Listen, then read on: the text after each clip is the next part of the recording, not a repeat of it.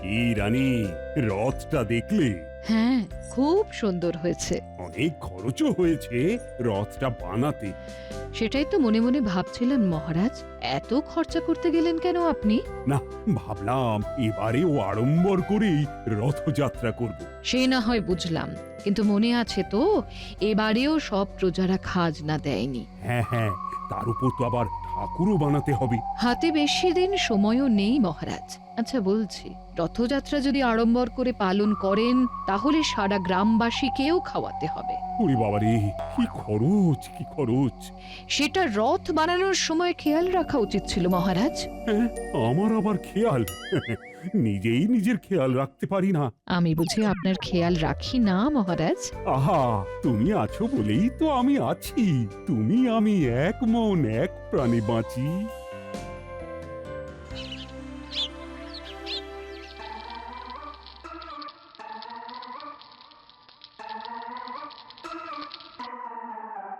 গিন্নি, কি বানাচ্ছো বলো তো?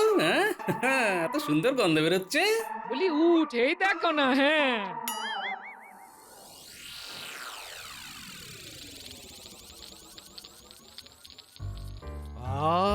কি গিন্নি, মনে হচ্ছে আজ পাঁপড় ভাজছো?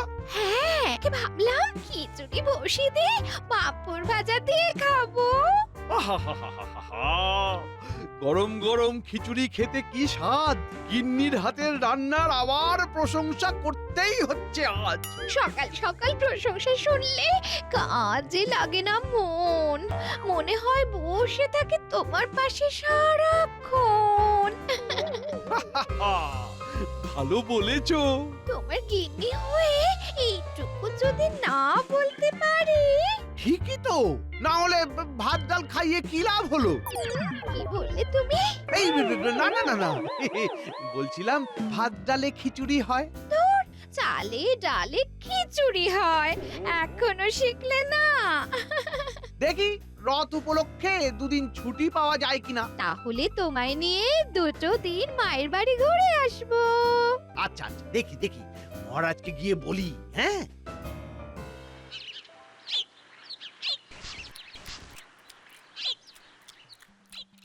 ও মা, জিলিপি!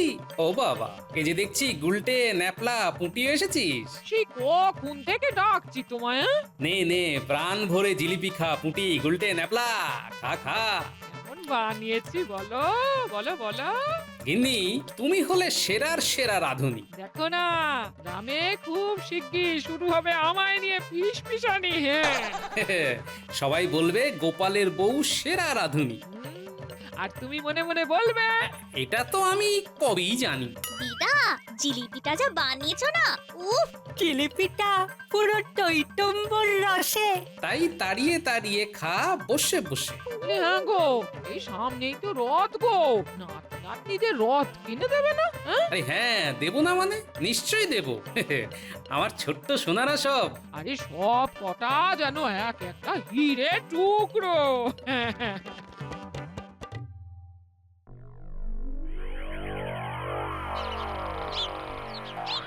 জাহাপানা, ডাকার জন্যে করুন ক্ষমা, একটু উঠুন বসে। কে কে? ও, তুমি? আগে একটা খবর দিতে হয়েছি হাজির। তা কি এমন খবর শুনি যার জন্য তুমি হাজির হলে এক্ষুনি? জাহাপানা, আর ঠিক 3 দিন বাদে রথযাত্রা উৎসবে বলো বলো, থামলে কেন? আমাদের সব রাঁধুনিরা চাইছে ছুটি। রাঁধুনিরা ছুটি নিলে খাবো কি, দুধ রুটি? তাছাড়া ওই দিন আছেটা কি? তারা ছুটি নিয়ে সব যাবে কৃষ্ণনগরে। শুনলাম সেখানে নাকি রথের উৎসব পালন হবে দারুণ করে। বলো কি উজির? আগে হ্যাঁ নবাব, যাবেন নাকি দেখতে একবার? সেখানে গিয়ে কি হবে? সেখানে গেলে রথ টানা দেখার পাশাপাশি পাঁপড়, জিলিপি আরো নানা মন্ডা মিঠাই খাওয়া যাবে। বেশ, তাহলে রথের দিন হচ্ছি আমরা কৃষ্ণনগরের রাজার অতিথি। এই খবরটা দিয়ে কৃষ্ণচন্দ্রকে পাঠিয়ে দাও চিঠি। বেশ, তাহলে লিখে দেব, রথের দিনে আপনি, আমি আর আমাদের সকল কর্মচারীগণ আশা করছি পাবো রাজা কৃষ্ণচন্দ্রের সাদর সম্ভাষণ। রাজা পড়বে ফাপড়ে। ঠিক করে আতিথেয়তা না পেলেই করব গোলমাল। কৃষ্ণনগরের পরিস্থিতি হবে টালমাটাল।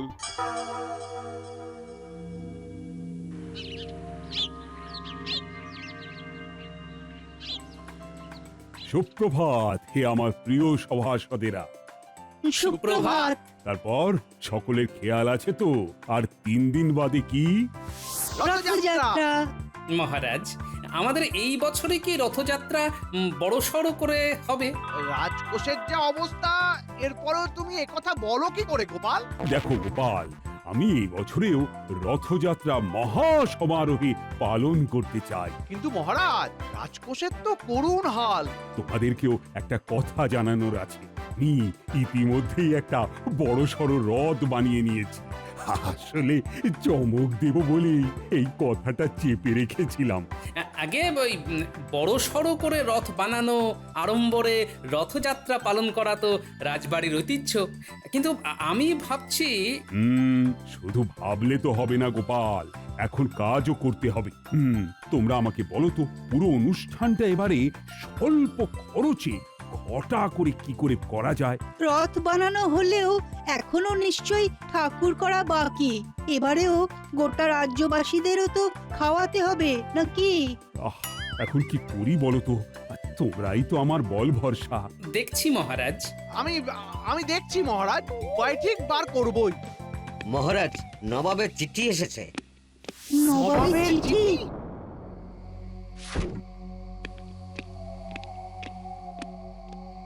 চিঠিটা খোলার আগে আমি ছুটির কথাটা বরং মহারাজকে বলি। এই মন্ত্রী, চিঠিটা পড়ো দেখি। মহারাজ, একটা কথা ছিল। তোমার আবার কি কথা মন্ত্রী? আগে মহারাজ, রথের দিন ছুটি নিতে চাই। একটু গিন্নিকে নিয়ে শাশুড়ি মার কাছে যাব।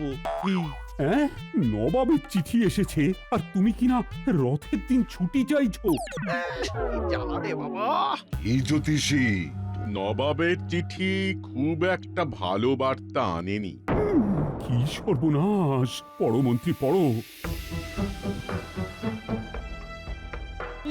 মহারাজ, চিঠিতে নবাব জানিয়েছেন যে তিনি, উজির আর ওনার প্রাসাদের কর্মচারীরা রথের দিন কৃষ্ণনগরে আসছেন। তার মানে থাকবেন? হ্যাঁ। মহারাজ, আপনার সাথে চাষি ভাইয়েরা দেখা করতে এসেছে। বেশ, পাঠিয়ে দাও।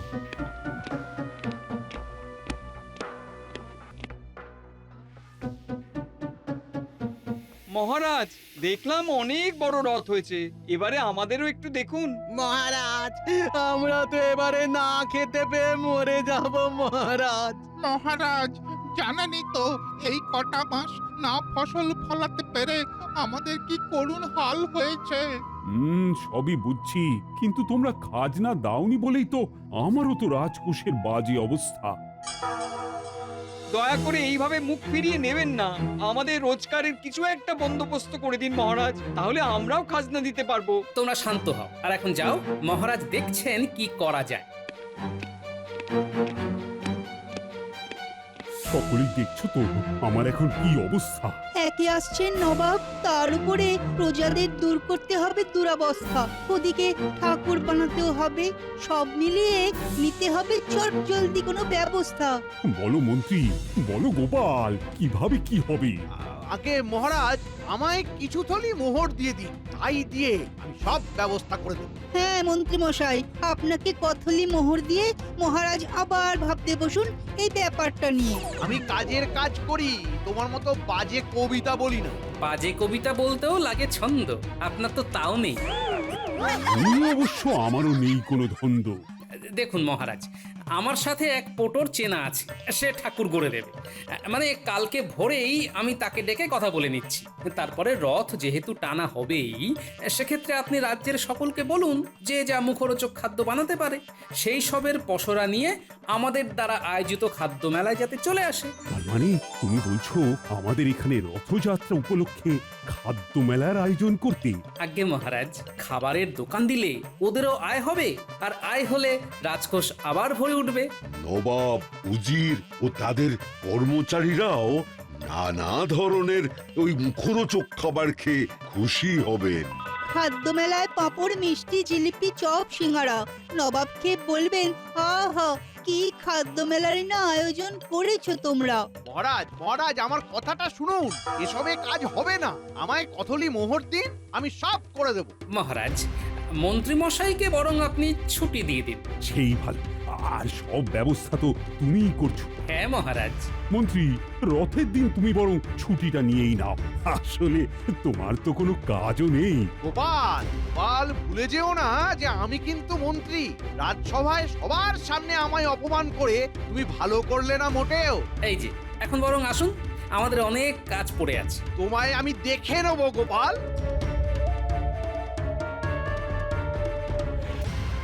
বুঝলে গোপাল, মন্ত্রীমশাই যেভাবে গেলেন তাতে মনে হচ্ছে তোমার পিছু পড়লো বলে। এ আর নতুন কি হে বিজ্ঞানী? কি হলো? এ মুখ এত গম্ভীর কেন? ভাবছি মন্ত্রী মশাই না আবার কোনো বাগড়া দেন। এ কেন গো, কি হয়েছে?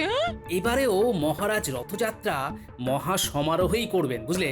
সেই জন্য আমাকেও মন্ত্রীকে বলেছিলেন যে ভেবে এমন একটা উপায় বার করতে যা দিয়ে কম খরচে ঘটা করে রথযাত্রা পালিত হতে পারে। ও, মন্ত্রী মশাই নিশ্চয়ই অসম্ভব কোনো কথা বলেছেন।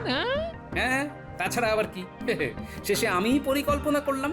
ও হ্যাঁ, আরেকটা কথা, এবারে রথের মেলায় খাদ্য মেলারও আয়োজন হচ্ছে, বুঝলে? তুমি চাইলে আমার হাতের জিলিপি রাজ্যবাসীকে খাওয়াতে পারি, তাই তো?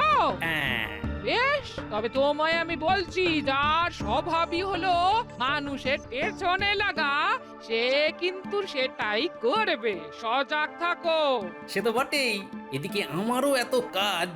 এত চিন্তা কিসে না? তোমার খুদে সাঙ্গ পাঙ্গরা আছে না।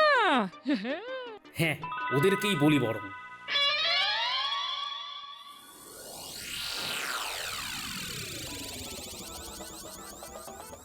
কি ছুটি দিল? হ্যাঁ সে দিয়েছে, তবে ওই বেটা গোপাল ঘোর অপমান করেছে। তুমি এত ছাড়বে না নিশ্চয়? যত বদ বুদ্ধি আছে কাজে লাগাবে। সে আর বলতে। যাও, কলঘর থেকে হাত পা ধুয়ে এসো, তারপর গরম গরম চা খেতে খেতে বরং সব শোনা যাবে। যাও।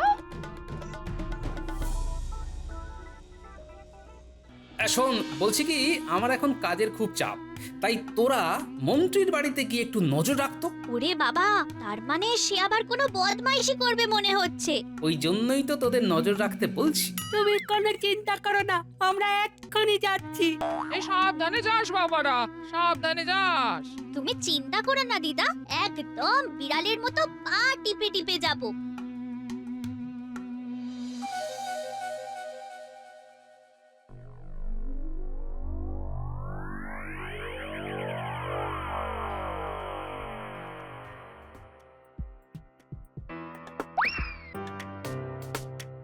কি করবে, কিছু ঠিক করলে? হ্যাঁ, গোপালকে ফাঁপড়ে ফেলবো। ওটা তো তোমার রোজকার কাজ। আমি বলছি পরিকল্পনার কথাটা। রথের মাত্র 2 দিন বাকি, অথচ বড় সড় রথ তৈরি হয়ে গেলেও ঠাকুর তৈরি হয়নি। গোপাল ভার নিয়েছে, তার চেনা পটোকে দিয়ে ঠাকুর বানাবে। ও ও ও, বুঝে গেছি। তাহলে পটো উধাও হয়ে যাবে, তাই তো? এই তো আমার মুখের কথাটা তুমি বসিয়ে নিলে। তোমার মুখের কথা আমারই কথা, আবার তোমার ব্যথা সেটাও আমারই ব্যথা। একেবারে জমে যাবে, বুঝলে গিন্নি? একেবারে জমে যাবে। আমি রাজসভায় না গিয়েও বাড়ি বসে কলকাঠি নেড়ে ওদের বিপদে ফেলবো। তাহলে বর্তা ঘটা এলো বলে? হ্যাঁ গিন্নি, কালকেই শিল্পী উধাও হবে।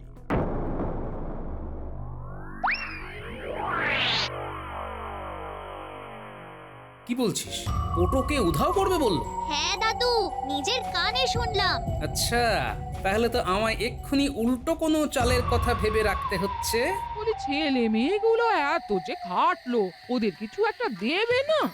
নিশ্চয়ই দেব গিন্নি, আমার খেয়াল আছে।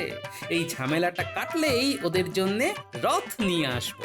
ও, এই পুটি, তোর বাবা বাড়ি আছে তো? হ্যাঁ আছে গোপাল দাদু? শিগগির একবার ডেকে আনতো। কি ব্যাপার মন্ত্রী মশাই, অনেকদিন পর খোঁজ নিলেন যে?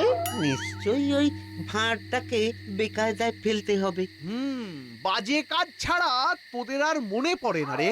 আপনি এমনিতে খুব একটা ভালো কাজ বোধহয় করেননি। তাই আমাদের আর ভুলতেও পারেন না মন্ত্রী মশাই। বাজে কথা ছেড়ে কাজের কথাটা শোন। মোহরের থলিটা দিয়ে কাজের কথাটা বললে কানে বেশি করে কথাগুলো ঢুকবে। কি বলবো আর তোদের।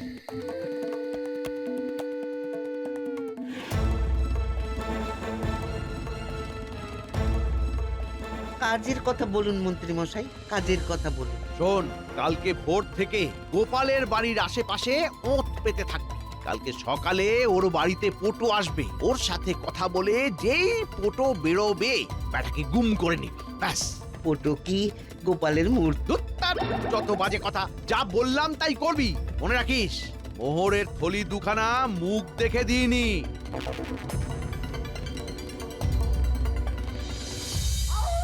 বলো গোপাল দাদা। শোনো, রথযাত্রা উপলক্ষে গ্রামে খাদ্য মেলা হবে। সেই মেলায় তোমাদের গ্রামবাসীদের ভিতরে যে যা মুখরোচক খাবার বানাতে পারো সেই সবের পসরা নিয়ে হাজির হয়ে দোকান দিতে পারো। বাহ, তাহলে তো আমাদেরও 2 পয়সা আয় হবে। হ্যাঁ, এই তোমাদের কথা ভেবেই এই সিদ্ধান্ত নেওয়া হয়েছে। তাহলে আমি এক্ষুনি গিয়ে গ্রামে বলে দিই সবাইকে। কাল সকাল হলেই রাজপেয়াদা এসে এই খবরটা সবাইকে দিয়ে দেবে। তুমি এখন আমার সাথে যাবে, তোমার অন্য একটা কাজ আছে। কি কাজ গোপাল দাদা?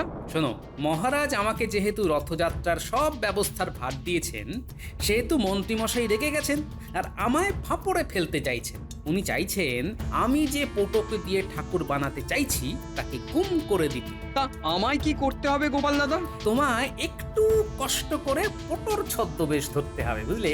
আর একটা দিন কটা ঘটার আস্তানায় থাকতে হবে। আচ্ছা, আর এই সুযোগে তুমি আসল পোটোকে দিয়ে ঠাকুর গড়িয়ে নেবে, তাই তো? হ্যাঁ, একদম তাই। তোমায় ছদ্মবেশ যেটা দিচ্ছি তুমি সেটা ধারণ করে কালকে একদম সকাল সকাল আমার বাড়ি চলে আসবে। আর বাড়ি থেকে বেরিয়েই বটা গোটার হাতে গুম হয়ে যাব, তাই তো? আমি আসছি তাহলে। গিন্নি, আমি একটু আসল পোটোর বাড়ি যাচ্ছি, বুঝলে? হ্যাঁ, তুমি বরং এক্ষুনি যাও। কাল থেকে তো পুরো নাটক শুরু হবে। হ্যাঁ হ্যাঁ, পুরো আটক নাটক।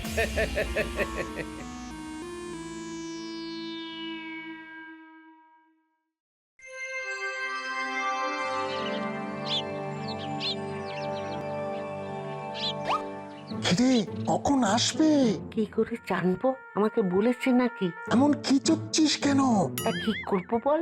এই মন্ত্রী আর গোপালের ভিতরকার ঠান্ডা যুদ্ধ যে কবে শেষ হবে। যা বলেছিস। উফ, পোড়োটা যে কখন আসবে। এই ওটা, ওই দেখ।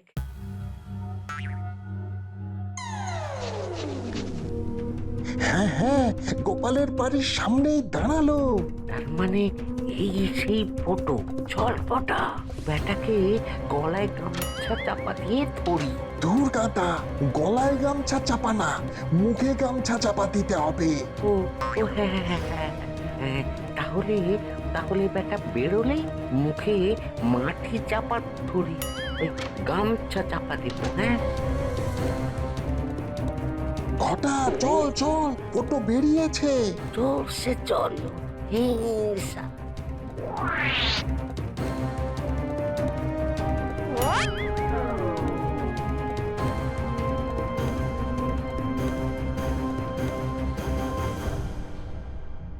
দেখো দেখো, ওষুধে কাজ হয়েছে। হ্যাঁ, কার ওষুধ দেখতে হবে তো। আর কাল সবই, এটাও একটা কথা।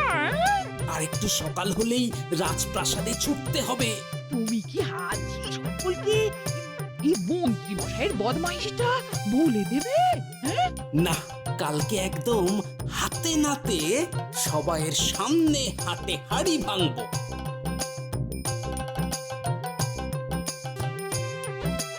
তাহলে তুমি বলছো গোপাল, কালকে একদম সঠিক সময়ে ঠাকুর এসে যাবে? গোপালকে দায়িত্ব দেওয়া মানে একদম নিশ্চিন্ত হয়ে যাওয়া মহারাজ। আমি তাহলে আসছি, চিন্তা করবেন না, সব ব্যবস্থা করা আছে।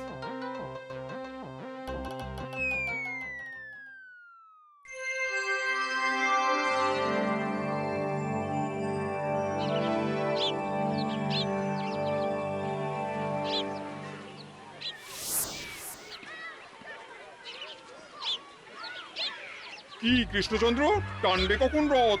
এসেছি তো অনেকটা পথ। চারিদিকে এত খাবার দেখেই তো খিদে পায়। পেট বলে খাবারকে দেখে। ওরে তুই এবার কাছে আয়। নবাব বাহাদুর, আর মাত্র কিছুক্ষণ, ঠাকুর এসে পড়বে যখন তখন। মহারাজ, ঠাকুর আদৌ আসবে তো? এতক্ষণ তো হয়ে গেল। এ কি মন্ত্রী, তুমি যাওনি? আর এসব কি বাজে কথা বলছো? না মহারাজ, গোপালের এত সুন্দর বন্দোবস্ত একবার নিজের চোখে না দেখে কি চলে যেতে পারি? এই যে মন্ত্রী, কেটেছো নাকি কোনো ফন্দি? আমি খুবই ভালো, বদমাইশি আমার রক্তেই নেই। তাও যে যা পাচ্ছে বলছে সেই। দূর দূর কৃষ্ণচন্দ্র, কি অব্যবস্থা তোমার রাজ্যে। আমি চললাম। দাঁড়ান নবাব। ঠাকুর এসে গেছে। কি হলো, এত দেরি কেন? ঠাকুর কি করে এলো? এই বটা ঘটা কই? মহারাজ, এই রাজ্যেরই পোটো অনেক দূরে গিয়ে ঠাকুর বানিয়ে দিয়েছে, তাই সেখান থেকে আনতে দেরি হলো। কেন কেন কেন দূরে কেন যেতে হলো? মহারাজ, দূরে না গেলে আর ঠাকুর আসতো না, কারণ মন্ত্রী মশাই ফন্দি করেছিলেন পোটোকে গুম করে দেওয়া। এ কি কাণ্ড! দাঁড়াও মন্ত্রী, তোমার হচ্ছে। রথটা শুধু টানা হয়ে যাক। পালাই বাবা, পালাই পালাই, না হলে কপালে আছে চরম ধোলাই। পালাই। ধরো মন্ত্রীকে, ধরো, আচ্ছা করে মারো। জয় জগন্নাথ দেবের জয়। জয় বলরাম দেবের জয়। মহারাজ, এবারে চলুন শুরু করি। আসুন নবাব, আসুন।